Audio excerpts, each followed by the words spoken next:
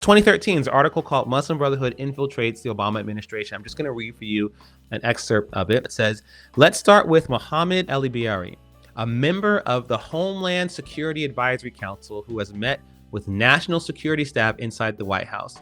He raises perhaps the most alarm. El-Biari has been accused of downloading sensitive material from law enforcement databases.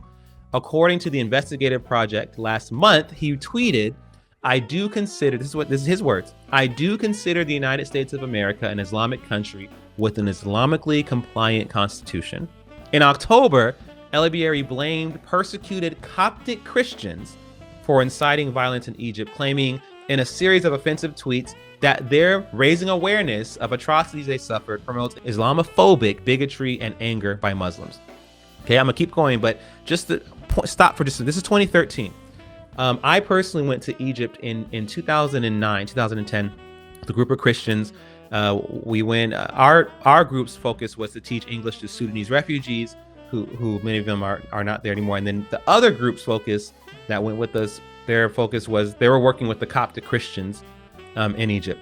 Just a few months after I left Egypt is when the Arab Spring happened. So there are people that we knew personally. And even when we were there were instructions that we had about not being too loud and all that kind of stuff about our faith and about theirs as well, because we could get them in trouble. So we're still living in a Muslim country. It's just that tensions were not as high as they were after we left, right? So we were still able to connect with them, but it was like, hey, let's not be too loud and boisterous about your Christian faith, because you have to be protecting of yourself and you don't want to get them in trouble, right? Those people that we met probably are not alive anymore, or they managed to flee. This guy who, again, he was a member of the Homeland Security Advisory Council for Barack Obama, for President Obama, okay? He says that them calling attention to them being slaughtered and oppressed is Islamophobic. Now, keep on going. He went on to defend the recently deposed Muslim Brotherhood leadership in Cairo. And remember, Egypt was smart enough to ban the Muslim Brotherhood. In earlier tweets, he has praised Egyptian jihadist and Muslim Brotherhood leader Saeed Qutb, a key mentor of Osama bin Laden. On his Twitter account, El-Biari sports the Muslim Brotherhood banner. Why is he still advising Homeland Security? Most disturbing, why did he recently get a promotion in the midst of all this controversy? And now we have our founder and CEO here. You had mentioned in that article something I was going to do too, just backing up a little bit. The 2013 article, yeah, and I just pulled that one up. It goes further back than that, right? But the 2013 article, in which it was being discussed about the Muslim Brotherhood operatives within the Obama administration, some which are holdovers in the Biden administration, and then some other newcomers. They were demonizing the Coptic Christian church in Egypt, calling it Islamophobia. Those of you who are listening to Joshua say that, let me be very, very clear. One of the reasons why the topic of Christian persecution in the Arab Muslim world, the same neighborhood that Israel is in which Christians are free and growing in number, one of the reasons why you don't hear about it very much is that it's politically incorrect, including in pro-Israel spaces. Often that topic gets ignored, not brought up at all, in which not only is it supposed to be, first and foremost, by us as Christians, right?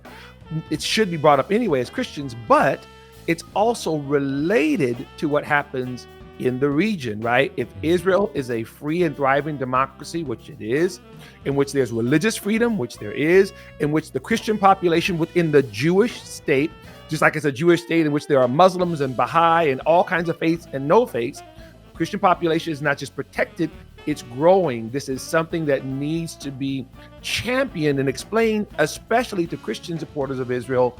One of the reasons why it is not is because when it is pointed out about what's going on with Christians in Nigeria or in Egypt or in Sudan, in which they either enslaved or slaughtered, those people are called Islamophobes. And what has happened over a period of time is that the fear of being called that has been one of the reasons why people act like it's just not happening. Meanwhile, it was just days or maybe a week after the attacks of October the 7th, there was a report about maybe a couple of hundred Sudanese that were slaughtered. It was a group that had links to Hamas. Boko Haram, which slaughters Christians in Nigeria, pledged allegiance to ISIS several years ago. There was just something that happened in Israel the other day, was linked to an ISIS affiliate. This is all the same mindset, ladies and gentlemen. It's flowing from the same trough, unfortunately, when it comes to Islamic terrorism. So this is, again, because it's not either sexy to talk about or because, oh, that's very Islamophobic.